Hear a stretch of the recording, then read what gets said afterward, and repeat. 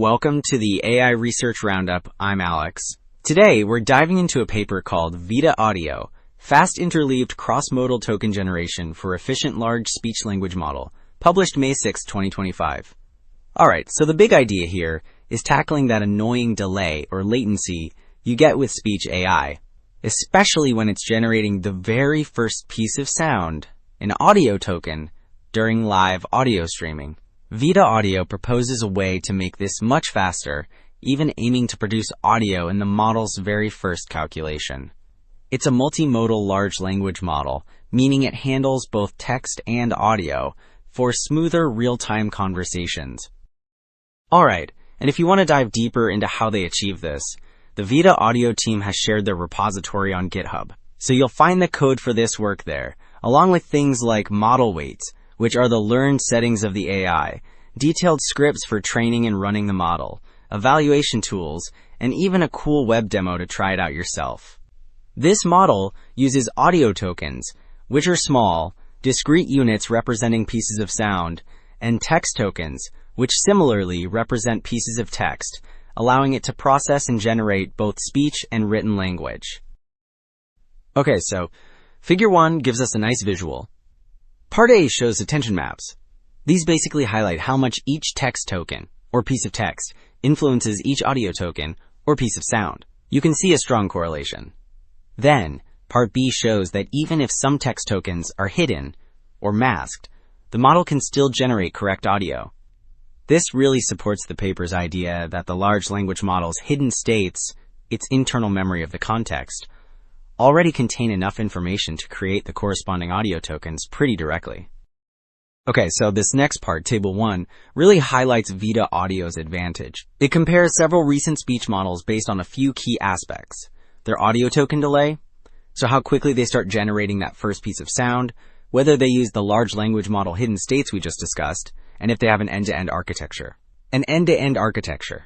Well, it's a setup where the model handles the entire task, like speech-to-speech, in one seamless flow, not in separate stages which can add delays. And VITA-Audio clearly stands out here with zero audio token delay. Plus, it effectively uses those large language model hidden states and has that efficient end-to-end design. Okay, moving to Figure 2, this diagram shows the VITA-Audio architecture. Part A outlines the system. Input text or speech goes in. Speech is first processed by an audio encoder, converting it for the large language model. Then, the large language model's hidden states feed into special, lightweight Multiple Cross-modal Token Prediction modules, or MCTP modules. As detailed in Part B, these Multiple Cross-modal Token Prediction modules are designed to work in sequence, rapidly generating many audio tokens from those hidden states within a single forward pass. That's one calculation cycle of the large language model. An audio decoder then turns these audio tokens into sound. So, to make that architecture work, especially those multiple cross-modal token prediction modules, the model needs a lot of good data. Table 2 here, it summarizes all the datasets VITA-Audio is trained on. We see different tasks like automatic speech recognition, or ASR, which is about understanding spoken words, text-to-speech, or TTS, for generating speech from text, and various question answering, or QA tasks. The table also shows different training stages and how the data focus, indicated by the sampling ratio, shifts across these stages. This progressive training strategy is really key to helping the model, and specifically those multiple cross-modal token prediction modules, learn efficiently.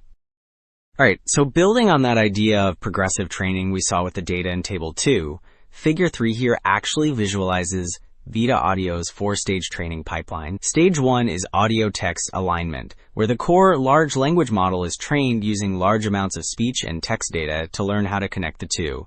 Then, in Stage 2, they introduce and train a single one of those multiple cross-modal token prediction modules we talked about, while keeping the main large language model and audio encoder frozen, meaning their settings aren't changed. Stage 3 then scales this up, training 10 multiple cross-modal token prediction modules.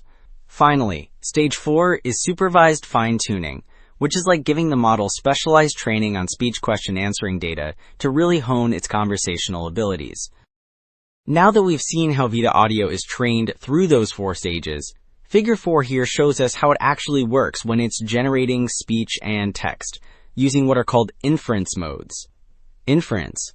Well, that's the process where the model applies what it has learned to make predictions or generate new output.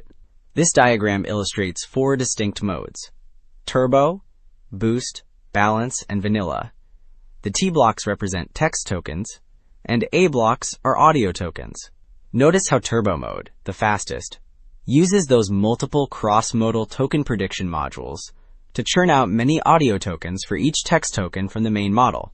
Boost and balance then vary this text-audio generation pattern, aiming for different balances between speed and dialogue quality, while vanilla mode relies solely on the main large language model for all token generation, which is slower. Okay, so we've talked about how VITA-Audio works during inference with those different modes like turbo and vanilla. Now, Table 3 gives us a look under the hood at the actual components of VITA-Audio and a variant called VITA-Audio Plus. Both versions use the same core large language model, QN 2.5 to 7b, and the same audio decoder. The differences lie in the audio encoder and the presence of an audio adapter. VITA-Audio Plus uses a different audio encoder and, importantly, includes an audio adapter, which is a multi-layer perceptron, or MLP.